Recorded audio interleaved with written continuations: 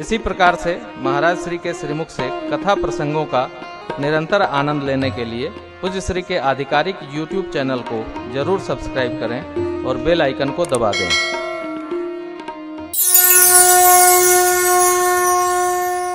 सुमंत्र जी महाराज का आगमन हुआ अयोध्या। चक्रवर्ती जी ने संदेश पाया। प्रभु को आना नहीं था, ये चक्रवर्ती जी जानते थे। जो चला गया वो क्या आएगा हो। गए। राम जी नहीं आए ऐसा सुनकर चक्रवर्ती जी का प्राण पखेरु उड़ गया। राम राम राम राम। जीने का फल राम दर्शन, जाने का फल राम स्मरण। पूरी अयोध्या की प्रजा प्रसन्नता थी, करुणा में प्रवेश कर गई। वशिष्ठ भगवान आए, शरीर संरक्षित करवाए।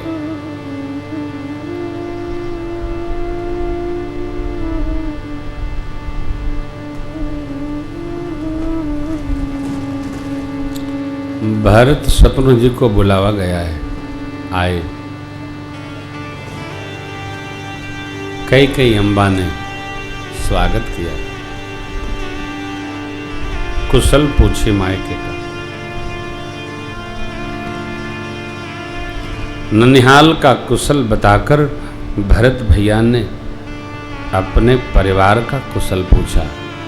कई अम्बा ने कहा सब ठीक है। मंथरा जी के सहयोग से मैंने सब ठीक कर लिया, ब्रह्मा जी ने कुछ थोड़ा बिगाड़ दिया। यहां समझने योग्य बात यह है, हम किसको अपना मानते हैं।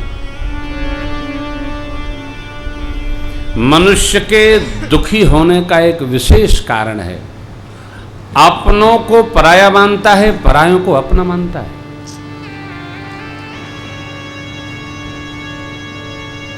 ये हमारे भाई जैसे हैं, भाई कचहरी में मिलते,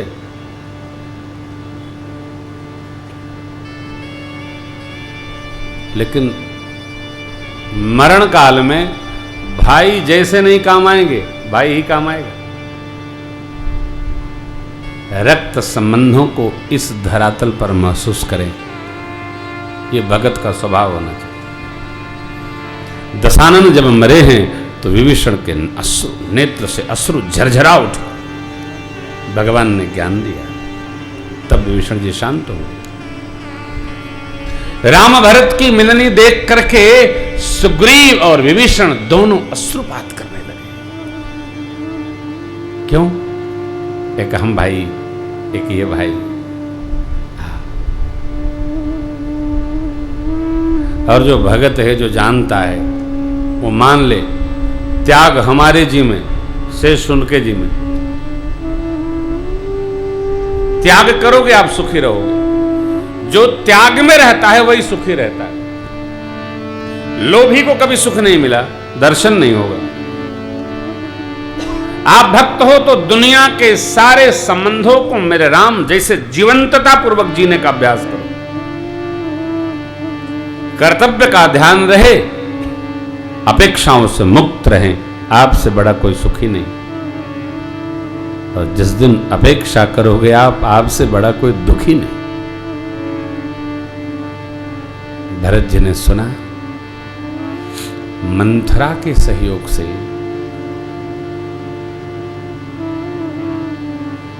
कछुक काज विधि बीच बिगाड़ो। क्या? भूपति सुरपति पग धारे। महाराज का महाप्रयाण हो गया। भरत जी बेवल हो गए, रोने लगे, विलाप करने लगे। जब महाराज के महाप्रयाण का कारण पूछा और कई अम्बा ने जैसे ही बताया कि मैंने 2 वचन मांगे, एक वचन में आपके लिए राज तिलक और राम जी को वनवास, इतना सुनना था कि भरत जी काष्ठ के विग्रह स्वरूप हो गए।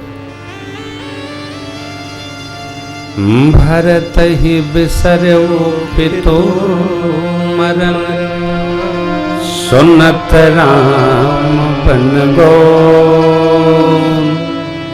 हे तो अपन पहुँचाइजिया,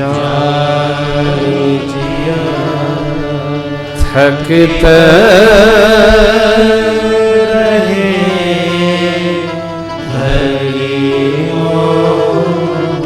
ये छाया।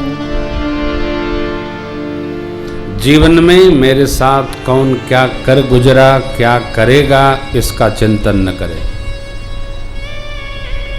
देखो, विरोध का स्मरण बार बार करेंगे तो अवरोध खड़ा होगा, फिर आपका श्रेष्ठतम लक्ष्य चुकेगा, रुकेगा। मार्ग बदलो, आगे चलो, आगे बढ़ो। यही भरत जी के व्यक्तित्व की, भाव की, स्वरूप की, प्रवृत्ति की, चिंतन की परीक्षा है। राज सत्ता है, अयोध्या की राज सत्ता, कुबेर क्या महाराज इंद्र भी लजाते हैं, ऐसे अवध की सत्ता प्राप्त हो रही। हमें क्या करना?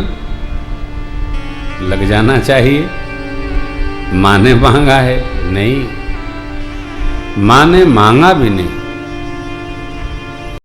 माँ ने तो नापा है, अपनी कोख को नापा है। क्या देकर? वही छतरी। भरत जी का मानो परीक्षण कर दिया माँ ने कि देखे तो मेरा बेटा, मेरा पुत्र, मेरा लाल भरत राम जी के पद में प्रेम करता है कि राज पद में प्रेम करता है। मां वो है जो संतान को तप में लगा दे, संतान में संस्कार भर दे, यही मां है। संतान में तप भर दे, और जिसकी संतान में तपश्चर्या है, साधना है, भजन है, उसमें विकार किसी अवस्था में प्रवेश नहीं कर सकता। कर लो। संतान में तप का प्रवेश हो, भजन का प्रवेश हो, और भरत भैया मां के परीक्षण पर खरे उतरे। दासियां कौशल्या मां के यहां ले गई। 28 महापातकों की चर्चा करके भरत जी ने कहा, मां राम जी के वन गमन में मेरी सम्मति हो, स्वर्ग में भी सुख सुलभ न हो। मां ने कहा, नहीं लाला। मां ने बहुत समझाया। भरत जी शांत भय। गुरु भगवान पधारे। सरजू जी के तट पर चंदन की चिता बनाई गई। वेद विधान के अनुसार महाराज के शरीर को अग्नि प्रवेश कराया गया। 10 गात्र भया, त्रयोदशाह संपन्न हुआ। और अब महाराज के लिए चतुर्दश दिवस श्रद्धांजलि का आयोजन हुआ।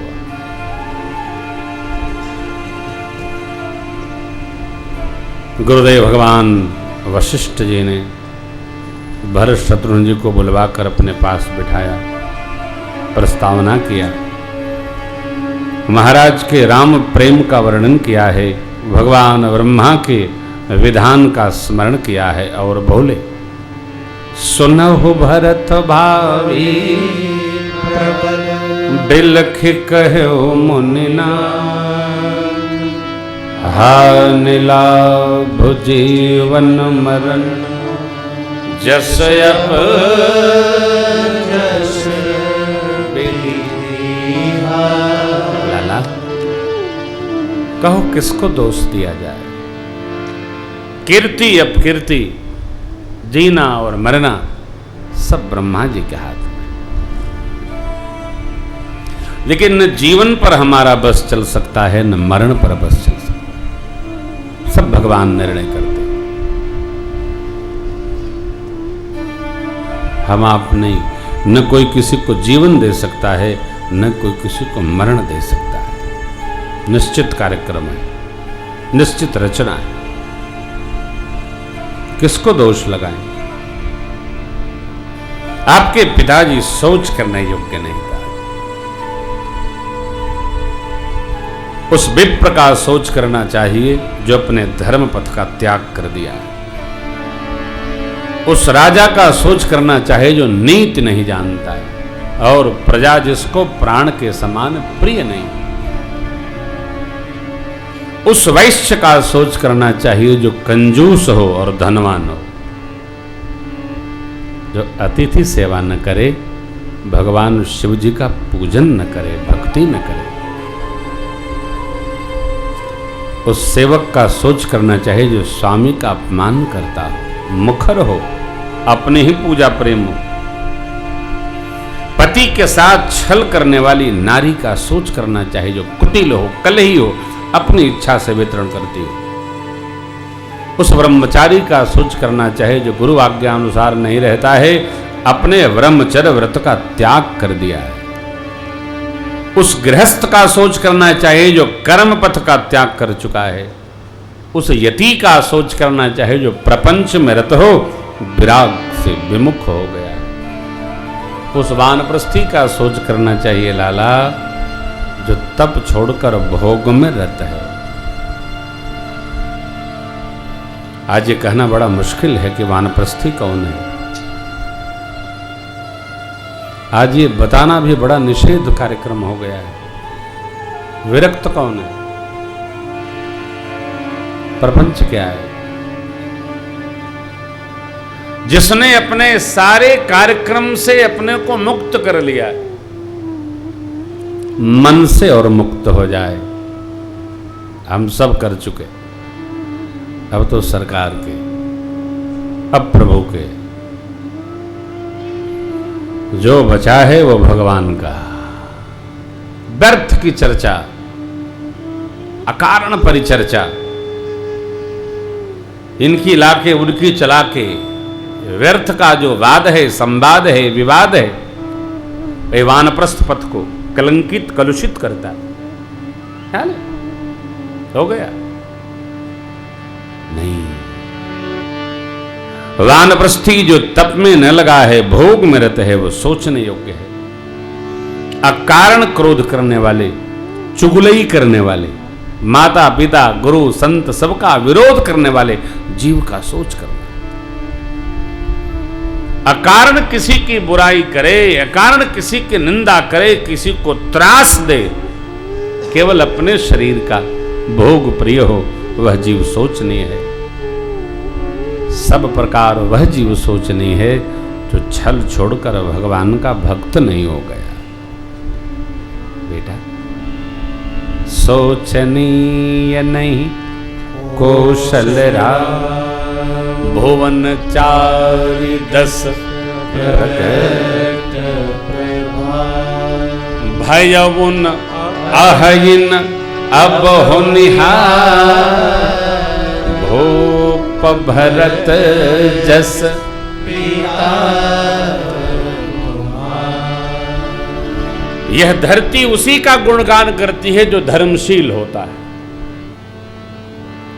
खास तौर से भारत।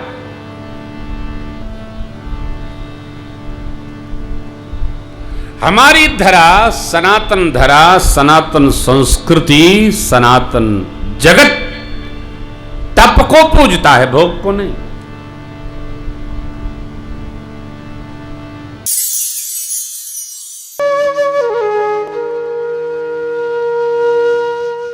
इसी तरह सुनते रहिए, चैनल को सब्सक्राइब करिए, बेल आइकन को दबा दीजिए और पुण्य अर्जन के लिए अपनों में शेयर करिए।